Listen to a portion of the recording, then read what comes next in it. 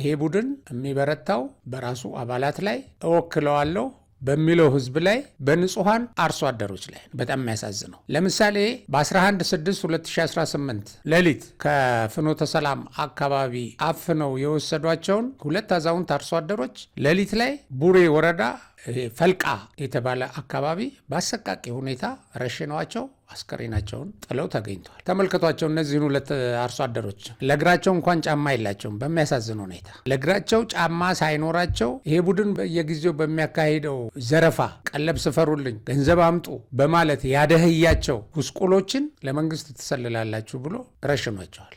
ምንም ከመንግስት ጋር ግንኙነት ያለው ቦታ ላይ ያልነበሩ ከመንግስታዊ አደረጃጀት ጋር ምንም ግንኙነት የሌላቸው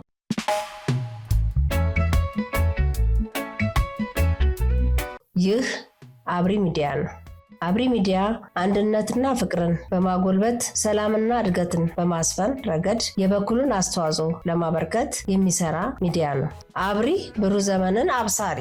አብሪ ሚዲያን ሰብስክራይብ፣ ሼር ያድርጉ።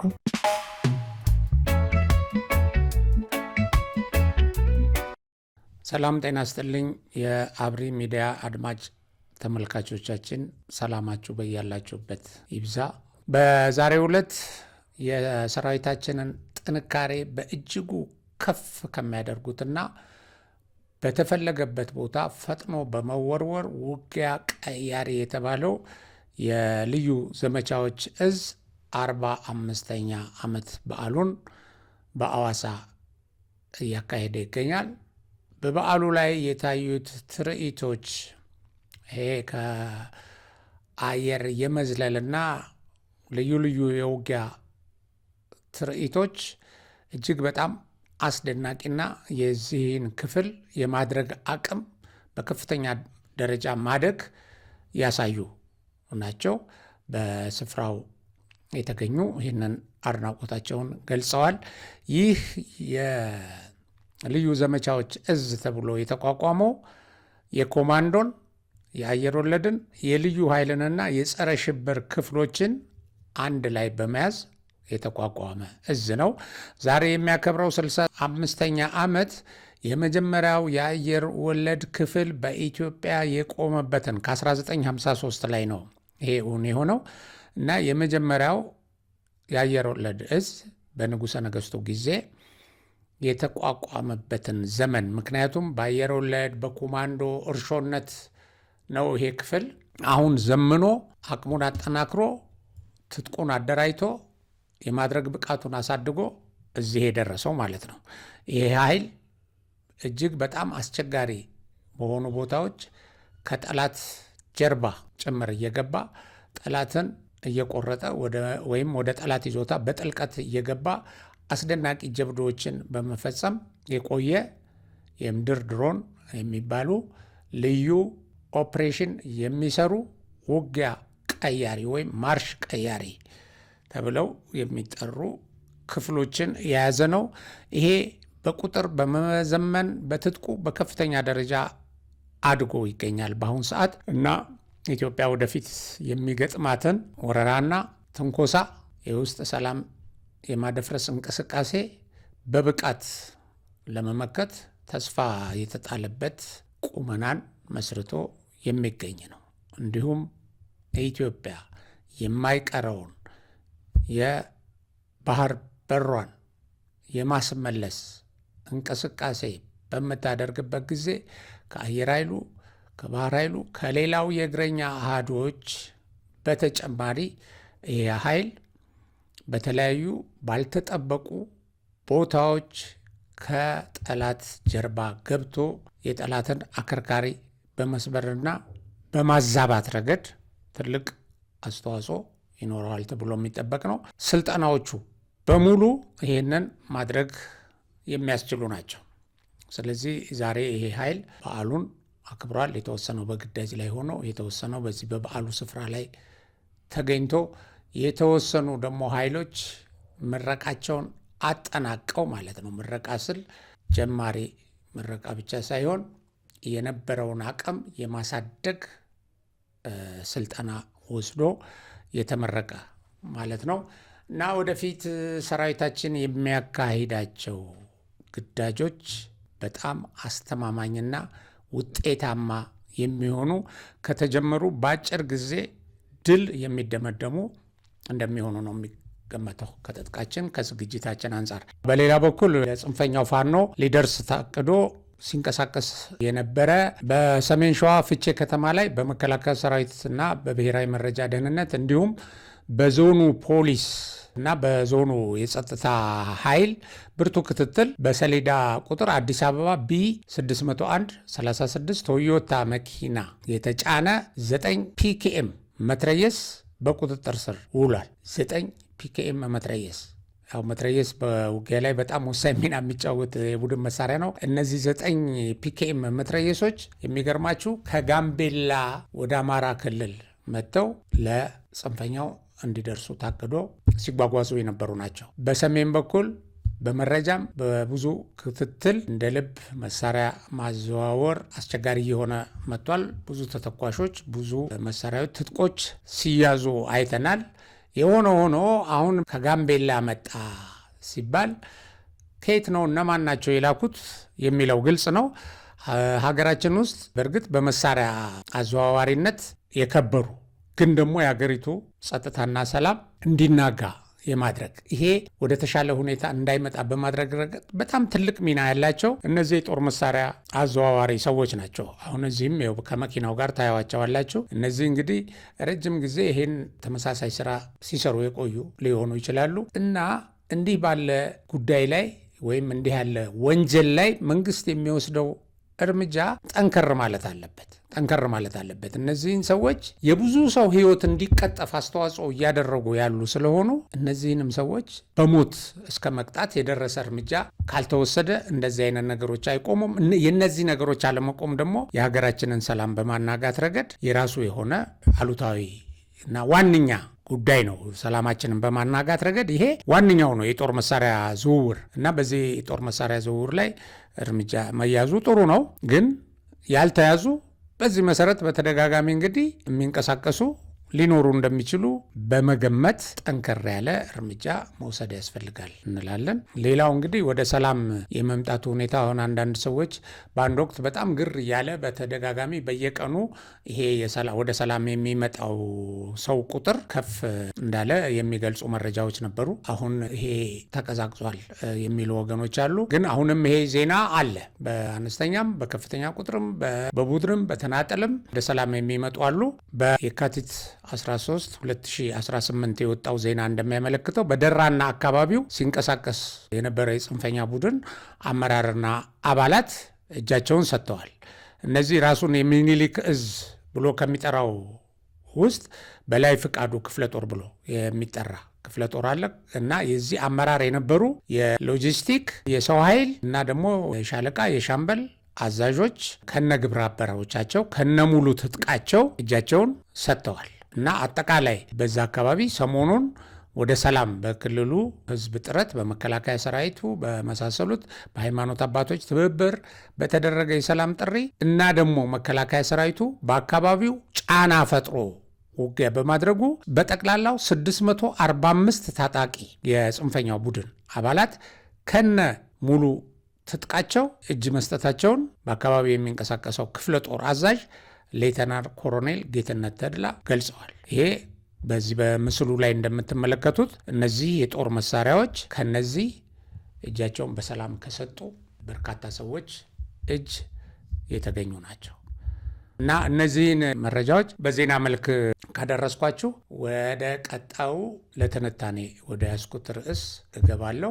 ሰራዊታችን ሲያደርገው የነበረው ወደ ተወረሩ መሬቶች መቃረቢያ ወይም ለሚቀጥለው ተልእኮ አመቺ ወደሆነ ስፍራ መጓጓዙን በተመለከተ በዋናው የሻዕቢያ ላኪና በህወሓት እንዲሁም በፋኖ በተላላኪነት በሚያገለግሉት አካባቢ አለመተማመን እና አንዱ በሌላው ላይ ተስፋ አለማድረግን ፈጥሯል። ሰራዊቱ በተለይ በዚህ በአማራ ክልል በሚገኘው በጽንፈኛው ፋኖ ይዞታ ስር አልፎ እንዳይንቀሳቀስ የመግታት ሚና ይኖረዋል ተብሎ ተስፋ የተደረገበትና እሱም ቃል የገባው ጽንፈኛው ቡድን ይህን ተልእኮውን መፈጸም ባለመቻሉ ውግዘትና ወቀሳ እንደደረሰበት ከዚህ በላይም እነዚህ ላኪዎቹ መተማመን እንዳጡበት የሚያሳይ መረጃ እየወጣ ነው እና በዚህ መሰረት መደጋገፋቸው አደጋ ላይ እንዳለና ወደፊት ያለፈው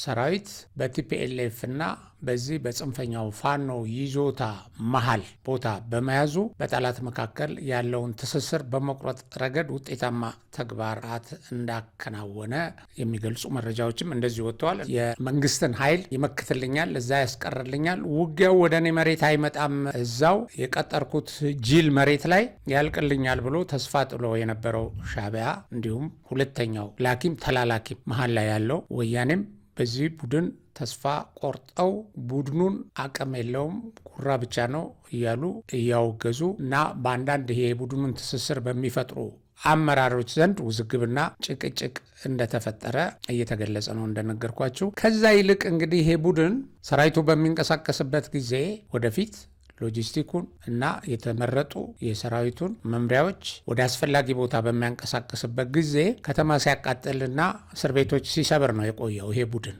የሰራዊቱን ግስጋሴ እንደገና ወደ ኋላ ይመልስልኛል ብሎ በማሰብ ማለት ነው እና ይህንን ዘረፋ ባደረገባቸው ወቅቶች እጅግ በጣም የሚያሳዝኑ የወንጀል ተግባራትን ፈጽሟል እና ይሄ ቡድን የሚበረታው በራሱ አባላት ላይ እወክለዋለሁ በሚለው ህዝብ ላይ በንጹሐን አርሶ አደሮች ላይ በጣም የሚያሳዝነው። ለምሳሌ በ11/6/2018 ሌሊት ከፍኖተ ሰላም አካባቢ አፍነው የወሰዷቸውን 2 አዛውንት አርሶ አደሮች ሌሊት ላይ ቡሬ ወረዳ ፈልቃ የተባለ አካባቢ በአሰቃቂ ሁኔታ ረሽነዋቸው አስከሬናቸውን ጥለው ተገኝተዋል። ተመልከቷቸው። እነዚህን 2 አርሶ አደሮች ለእግራቸው እንኳን ጫማ የላቸውም። በሚያሳዝን ሁኔታ ለእግራቸው ጫማ ሳይኖራቸው ይሄ ቡድን በየጊዜው በሚያካሂደው ዘረፋ ቀለብ ስፈሩልኝ፣ ገንዘብ አምጡ በማለት ያደህያቸው ጉስቁሎችን ለመንግስት ትሰልላላችሁ ብሎ ረሽኗቸዋል።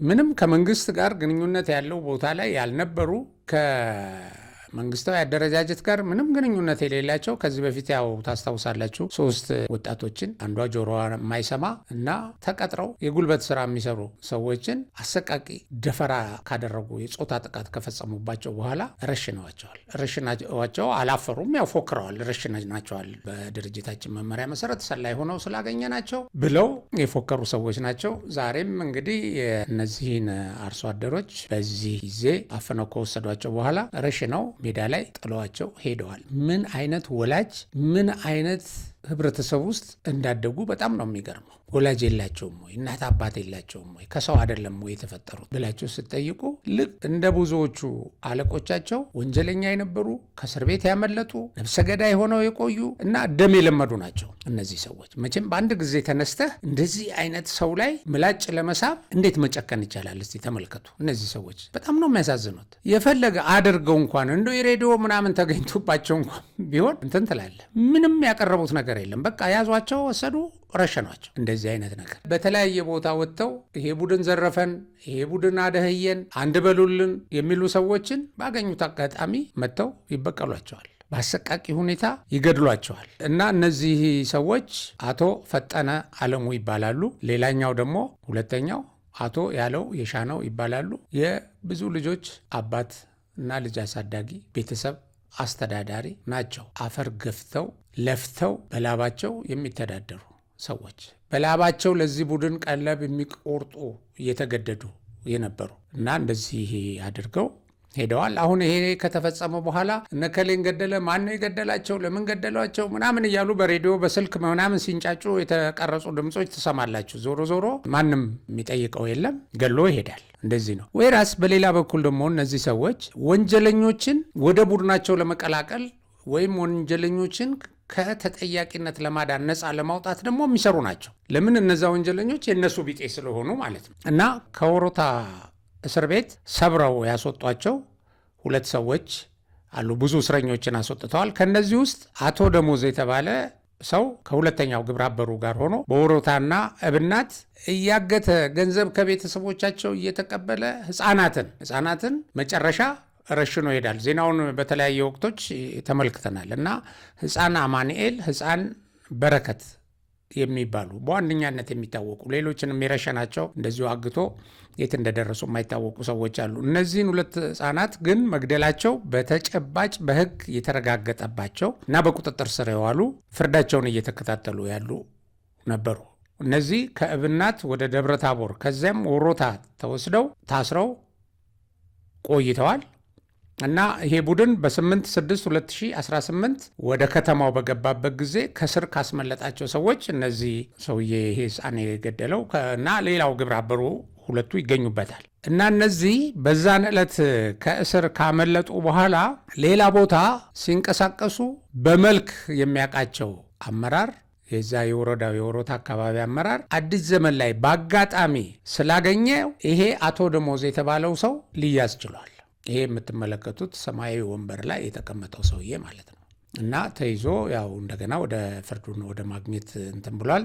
እንግዲህ ይሄ የሆነ ከተማ ውስጥ ተልከስክሶ ምን ብሎ ከዛ ወደ አስለቀቀው ፋኖ ሊቀላቀል በመዘጋጀት ላይ እንዳለ ሊሆን እንደሚችል ይገመታል። ያው በቁጥጥር ስር ውሏል። ሌላው እጅግ በጣም የሚያሳዝነው አሁን አንድ መሆናችን በቃ ችግራችንን ሁሉ ፈቶልናል። ከዚህ በኋላ ከፊታችን የሚቆም የለም። ከዚህ በኋላ እኛ መካከል ንፋስ አይገባም። ልዩነታችን ሁሉ በቁጭ ብለን ለአማራ ሕዝብ ጥቅም በአንድነት መቆም አለብን፣ ጠላታችንን መቅጠም አለብን፣ እኛ መከፋፈል የለብንም ብሎ የማለ እና ቃል የገባ ለጠላቶቹም በቃ እኛ አንድ ስለሆን መዋቅራዊ አደረጃጀታችን ተጠናክሯል፣ የምታግዙንን ነገር አምጡ፣ ከዚህ በኋላ አንበገርም ብሎ ሚዲያዎችን በጣም ከበሮ ሲደልቁለት የነበረው ቡድን አንድ ሆኖ ባለ ብዙ ወራት ሳይቆጠሩ እርስ በርስ ተጋድሏል እና ያው ከቡድኑ ራሳቸው ስልክ እየተደዋወሉ ሰዎችን ገደሉብኝ እያለ ሲያለቃቅስ ትሰሙታላችሁ። ይሄ ራሱ በአንድ ወቅት ሌሎችን ሲገድል የነበረ ነው እና እዚህ በድምፅ ያው ሲያለቃቅሱ የተገደሉ ሰዎችን እየዘረዘሩ ሲጮሁ ይሰማል። ደህና ነኝ። እንዴት ነው አዳር? አዳር እንግዲህ ወደኋላ ብለን ያደርነው ነገር ግን 4 ልጆችን ያው ገለዋል ነው የሚሉን። እነማን ናቸው? ያው ይሄው ቡድን ነው፣ ሌላ ማን አለ ብለን። ያንተ ልጆች ነው? አዎ እነዛ እና አባት አጠቂያን የተለዩት ወደኛ መተው 2 ቀን ቆይቷቸው ነበር። ይቅርታ እንግባ ብለው አጋጣሚ አላወቁም። ወደ ታች ወደ ከተማው ሲሄዱ እኛ በሌላ መንገድ ነበር የወጣ ነው። ይዘዋቸው ኑሯል። ማታ ላይ 7 ሰዓት ላይ ነው 4ቱንም የረሸኗቸው ነው የሚሉ አባት አጠቅና አባ ካሳን እና አባት አጠቅ ነው ይራው እና ሌላም አሉ 4 ናቸው ነው የሚሉን። አሁን የት ቆይተው ነው የመጡ? አላይ ነበሩ። ያኔ ትተናቸው የመጣ ነው። ዛጎች ነው አይደል? ታስታውሳለህ? ያኔ ያኔ አይ እኔ ሄዱበትን አላውቅም እንጂ ያው ልዩነቱ እዛ ላይ ነው እንትን ያለው እኮ ልዩነቱ ያን እና እንደዛ መተው 1-3 ቀን ሆኗቸው ነበር። ይቅርታ በቃ እኛ ያኔ ተሳስተን ነው እንታገል ምናምን ብለው መተው ነበረ። 3 ቀናቸው ነው ገና ከመጡ ማለት ነው። እሺ መጨረሻ እኛ በሌላ አቅጣጫ ነው የወጣ ነው። እነሱ በዳር ነበሩ። አጦርም ጋር ገና ቦታ ልንሰጣቸው እያልን እያለ ችግር መጣ። ከአጋጣሚ ምሳሌ በሉ ወደ ከተማ ይገባዋል እና ምኑ ገብተው እያለ ነው የያዟቸው። ከዛ ለዚህ ለሀገረ ቢዘ የሚባሉ ብርጌድ ልጆች ነው የሰጧቸው። ከዛ በኋላ ሌሊት ነው እንግዲህ እኛ አላወቅንም። አሁን ነው የምንሰማ። ሌሊት 7 ሰዓት ላይ ነው የመቷቸው አሉ። ወስደው ሆስፒታል ሬሳውን ጥለውታል። ኧረ እባክህ! አዎ የረሸኗቸው እነዚህ ናቸው። ይህን እዩ እንግዲህ ጉዱን አንድነት ነው በሚል እየተሰራ ያለውን ስራ ተመልከቱ።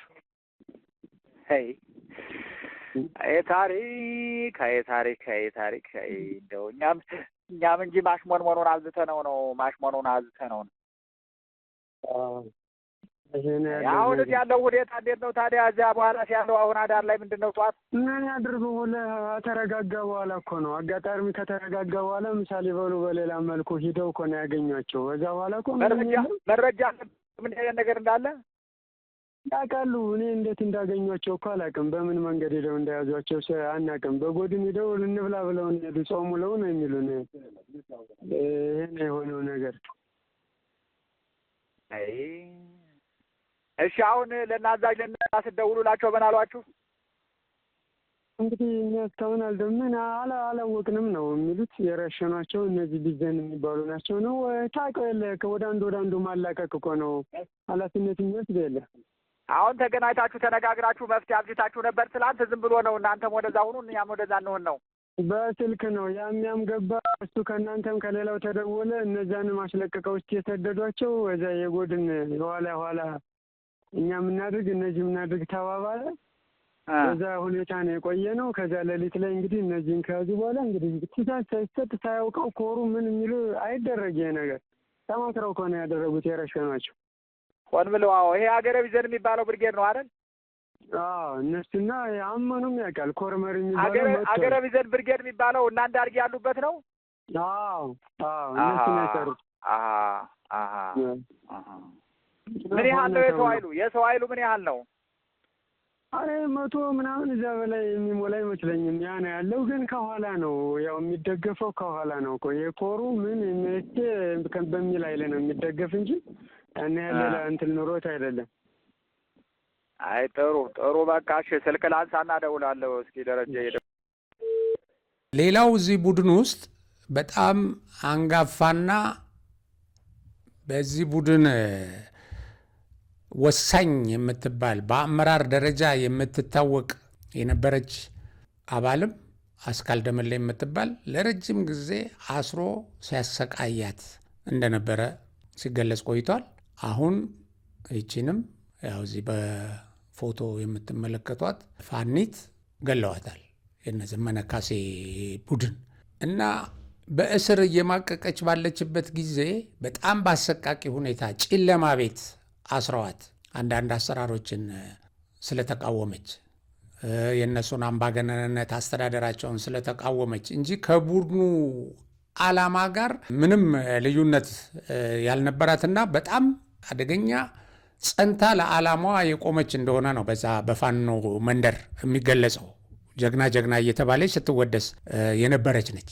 ነገር ግን ለነዘመነ ስልጣን አስጊ ሆና በመገኘቷና የዘመነን ወደ ስልጣን መምጣት ስለምትቃወም ዘመነ በአካባቢ ሆኖ ሰራዊት እየመራ እንዳልሆነ የትኛውም ውጊያ ላይ እንደማይገኝ አድርጋ ታቀርብ ስለነበር ይሄ በተለያየ ጊዜ ማህበራዊ ሚዲያ ላይ ሲዘዋወርም አይተናል፣ እኔም አይቻለሁ። እና አሁን እሷን እንዳስወገዷት መረጃዎች ወጥተዋል። እሷ በእስር ቤት የደረሰባትን አሰቃቂ ሁኔታ አስተያየት አድርጎላት ፍቷት እየተባለች ያለች የምትማጸን አንድ ሴት ድምፅም አለ። አሁን እዚህ ከዚህ በፊት ሰምታችሁት ይሆናል። አዳምጡት። እያለቀሰች ስትማጸን ሴት እቺ ሴት በቃት። እናቷን አታሰቃዩ። እናቷ በጣም ተሰቃይተዋል። ቤተሰቧ ሄዶ ማየት አልቻለም። የገዛ ልጁን በምድር ስንት ዋጋ የከፈሉላት እናት ማየት አልቻሉም። የልጅ ዋጋ ይግባችሁ። አብጦ የወለደ ሰው አይጨክንም። በቃ ይሄ ትግል በጣም ብዙ ያሰለቻል፣ አውቃለሁ። ይሄ ትግል የህዝብ ካልሆነ በቃ ትትረፍ። መሞቷ ግዴታ አይደለም። በነገራችን ላይ ስቃዩን እያንዳንዷን ስለማውቅ ነው የምነግራችሁ። እያንዳንዷን ማለት ነው። በሴትነት ልክ እንኳን መጥቼ ስነግራችሁ አንዲት ሴት የወር አበባ እንኳን ሲመጣባት መጥቶ እስኪሄድ ያለውን ስቃይ ታውቁታላችሁ።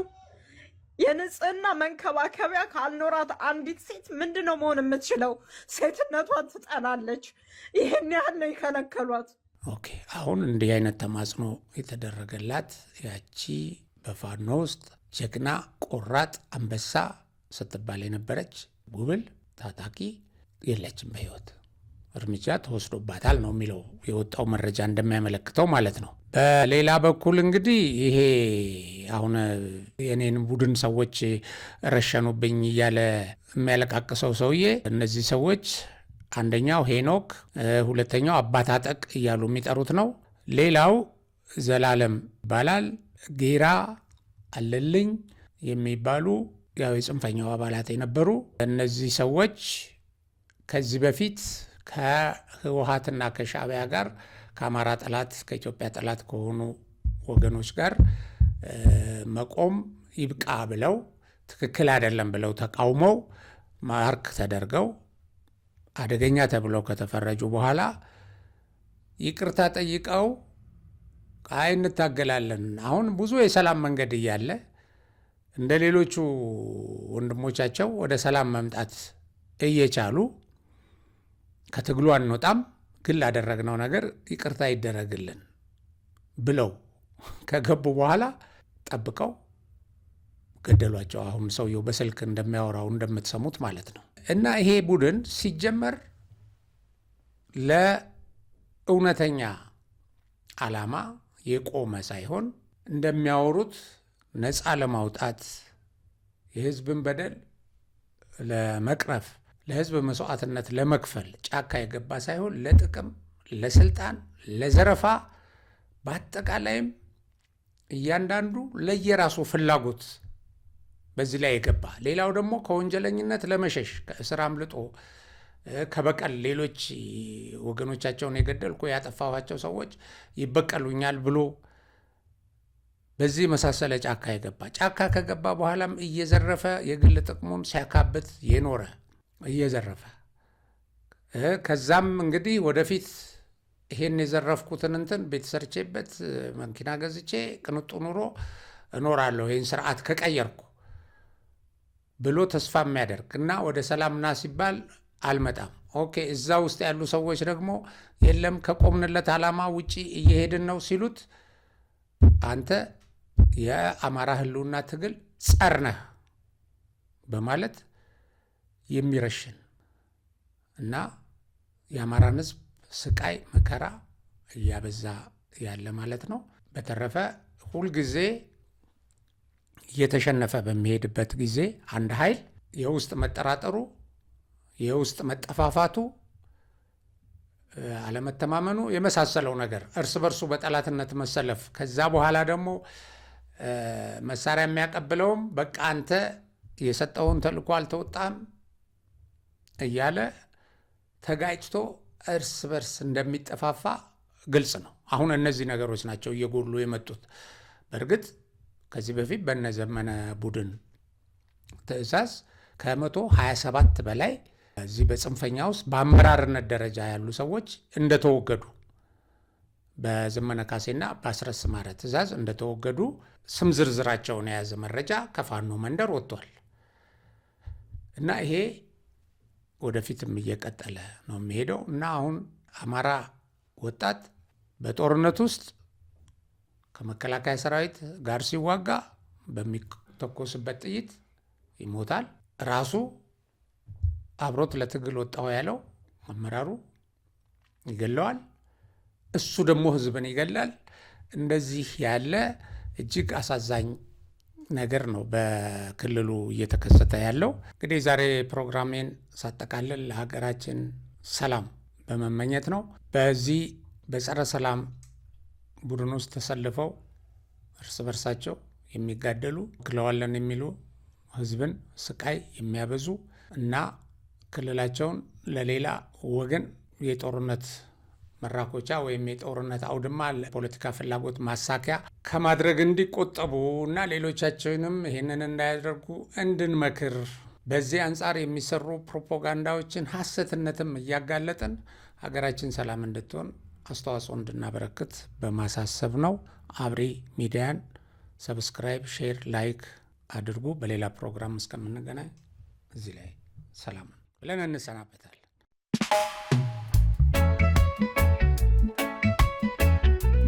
ይህ አብሪ ሚዲያ ነው። አብሪ ሚዲያ አንድነትና ፍቅርን በማጎልበት ሰላምና እድገትን በማስፈን ረገድ የበኩሉን አስተዋጽኦ ለማበርከት የሚሰራ ሚዲያ ነው። አብሪ ብሩህ ዘመንን አብሳሪ። አብሪ ሚዲያን ሰብስክራይብ፣ ሼር ያድርጉ።